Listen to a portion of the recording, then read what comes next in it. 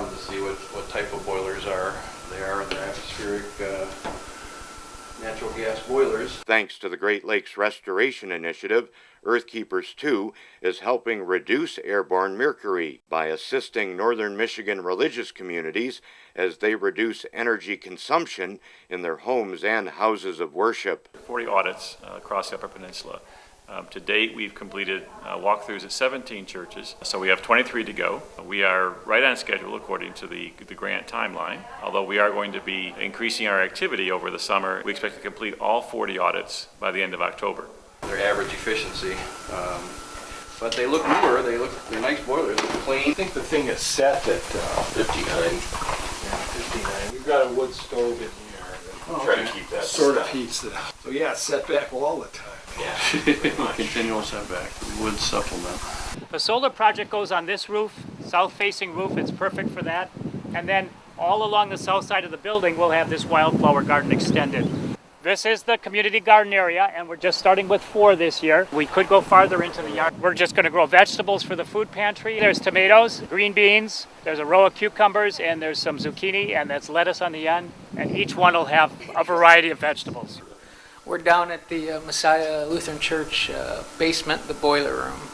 This is the boilers for the sanctuary, and as well as the water heater. EarthKeepers II is an interfaith community garden and energy conservation initiative across the Upper Peninsula of Michigan and northeast Wisconsin. We brought it to council prior to accepting the invitation to have this audit done.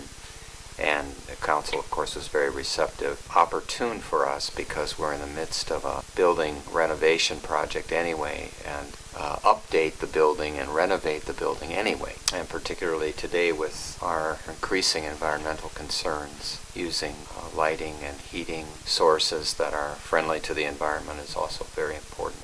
This project was based on on our desire to decrease the amount of mercury in the Great Lakes Basin.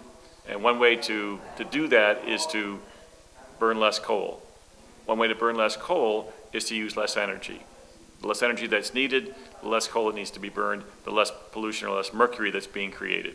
And this is a toxic reduction EPA grant. And our main goal is to reduce the amount of mercury going into the Great Lakes.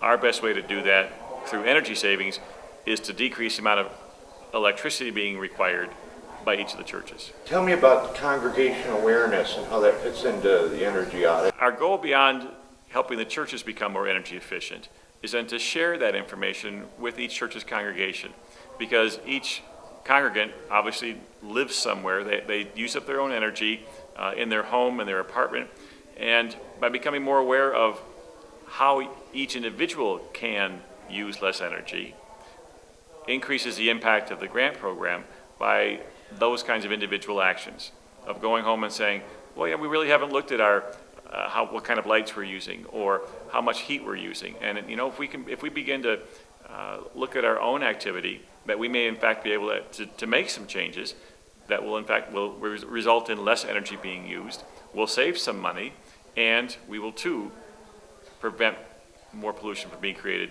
by using less energy. They look newer, they're nice boilers, they're clean, and can't be that old. Do you know when they were installed? Is that about right? Somewhere about 12, 13 years ago? Sounds about right. The thermostat will try and combat it, and it'll be coming on and coming off, and it gets uncomfortable. What that reset control does is it senses it and says, oh, okay, it's 40 degrees out today, we only need the water to be 140 degrees, so it only allows the boiler to heat the water to that temperature. But it saves energy in the long run, so it pays for itself pretty quickly. I compare it to a clock thermostat. Clock thermostats pay for themselves quickly, boiler reset controls do too. They're a good device, and I don't see one on here. A thick report, but there's a lot of information in it. It's really heavy. To read. It's really heavy on information. There will be numbers, data in there, cost savings, payback stuff too. But it's really meant as a report to really educate you about energy efficiency, energy conservation, color graphics, pictures, charts. Because of being involved in this program, it's going to be a commercial grade report, so it's going to be a lot different than a residential type report. Normally that's going to be like 3 or 4 pages. This one's going to probably be 100 pages. It's affiliated with Energy Star, the grant that this came out of us from EPA, and so we're My company is an Energy Star partner, so I always try to do everything by the Energy Star book and follow their guidelines. And so one of the things that will be in the report too, the back half, the biggest bulk of it will be the Energy Star guide for energy savings, and there's a tremendous amount of information in that. I think it'll give you, some good direction and some ideas, and there is opportunity to save here. The summary page will lay out all of the possible energy efficiency measures, and it will give you cost, savings, payback, also the savings to investment ratio over the life of the measure. Might have a 5-year payback, might not have a real quick payback, but over the life of it, you might have a real nice savings to investment ratio like LED products that last 13, 14 years on a residential basis. I look forward to getting his report. Sounds like it's a good deal. This is a house that serves as a temple. This is a house that serves as a temple. He's used to doing commercial properties now, so he's doing something a little bit different that he hasn't done for a while, but he's clearly an expert at it. It's more like a house actually than it is, a larger church, because we've got people around here all the time. I'm pretty interested to see what he's got to say about insulating the walls.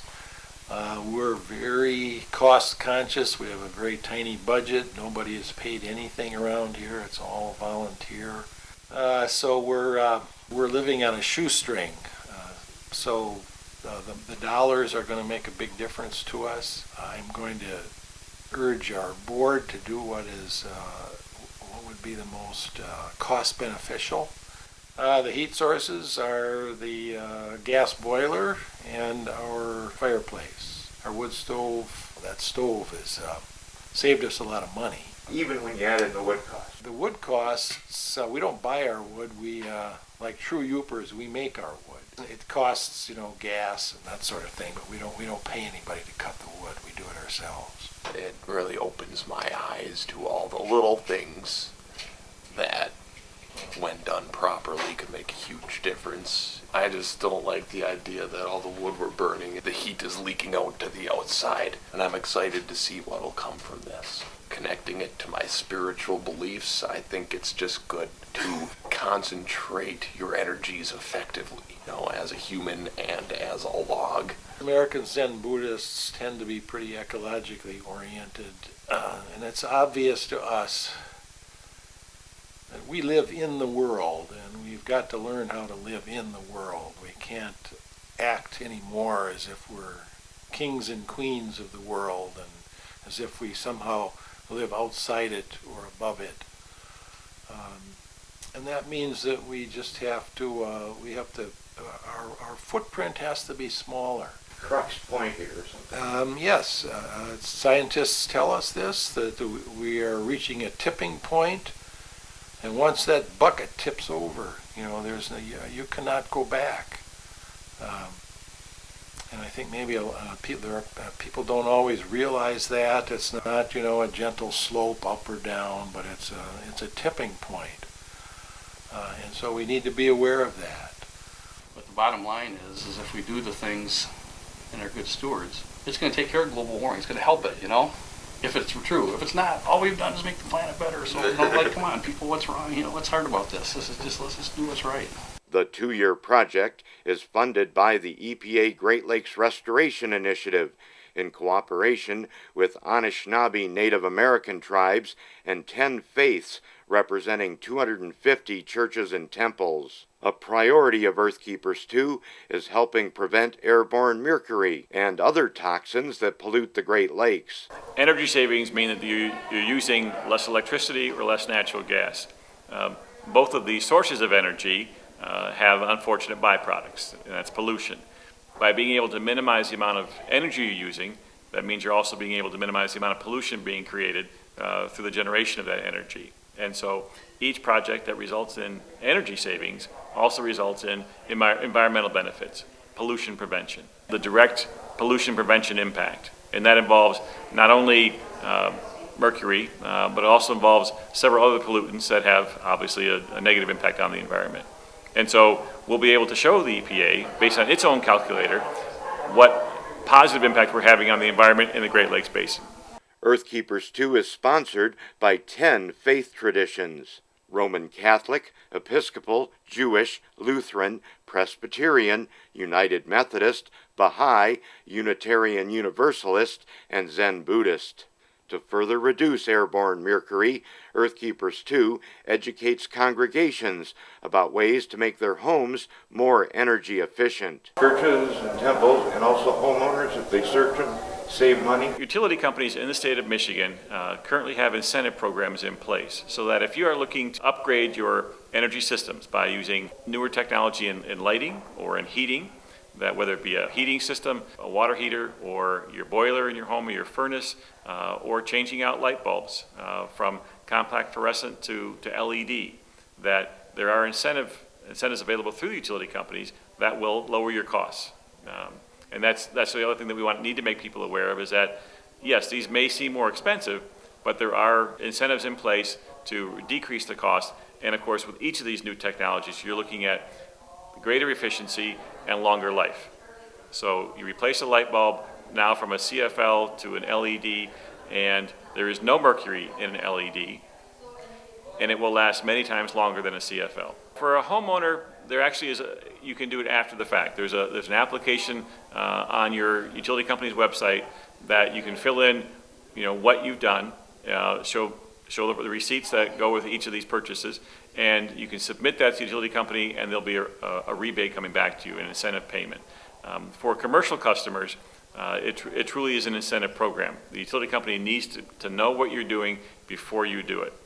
And as long as they're involved on the front end, that there are incentive payments that will come back to you for each of the measures that you purchase. Among the urgent life-saving issues addressed by the Great Lakes Restoration Initiative and its strategic partners, cleaning up toxins, combating invasive species, protecting watersheds from polluted runoff, and restoring wetlands and other wildlife habitat. I'm Greg Peterson, the EarthKeepers II Volunteer Media Advisor.